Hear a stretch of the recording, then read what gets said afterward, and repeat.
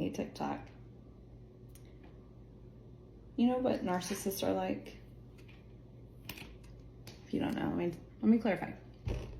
There's this whole circle with narcissists. They're abusive, right? So you go through this phase where it's like flowers, candy, love notes. Maybe they don't do all of that. Maybe all they do is remind you, remember when we used to be so good together, when we were dating, I loved you, you were affectionate, I was affectionate with you. And they'll do little things like get you a glass of water, run your bath for you. So maybe just like little things that you don't really notice as like love bombing. And then they wake up one day and they're mean and they're aggressive and nothing you do is right. Every problem in their world is always someone else's fault. And then there's like this neutral part where they're just kind of content. And you're finally so glad just to be at that level with them where you're just content because it's not this high, it's not this low. You're just like, fuck. It's content. It's level. Thank God. And then comes the boom again. Now, most of you might have, history with narcissists, and you might be saying, oh, I know this well, or yes, I recognize this.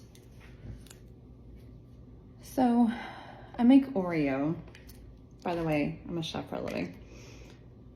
I'm making food for this client last night, and it's unbelievable. It smells divine. And I make Oreo, this little plate of chicken. It's perfectly seasoned, it's perfectly cooked. Hand it to him, and he looks at me like I have just destroyed his whole world. What is wrong with you? He's not appreciative. He wants his wet food. The Friskies crap, full of chemicals, products, chewed up eyeballs, whatever. Won't even look at the food that I made him. Okay, fine. And then today, meow, meow, meow, crawls with my lap. I'm trying to work, by the way. I wonder, has anyone done a brain scan and compared it from a cat's brain to a narcissist's brain? Because I'm pretty sure it's like exact. Love, love, love. You're not good enough. Neutral. Love, love, love. Not, you get the idea, right?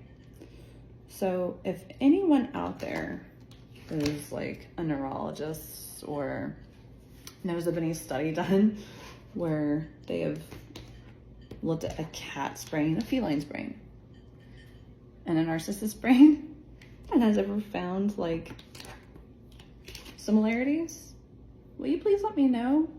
Because this is like a whole epiphany I've had today. Have a good day.